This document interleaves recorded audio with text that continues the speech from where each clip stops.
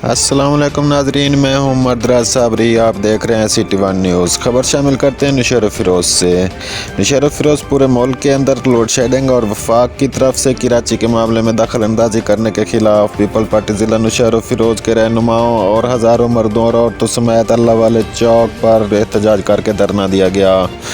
ज़िलाई सदर ladies wing MP Fatima Shahnaz Ansari और Sindh assembly के member Sarfaraz Ahmed Shah, people party ज़िला नौशहर फिरोज़ के सदर Rais Feroze Ahmed Jamali, PP youth wing के सदर गजनफर राजपर, वसीम राजपर, टाउन चेयरमैन पीर खालिद सैफुल्ला और दूसरे रहनुमा भी मौजूद थे।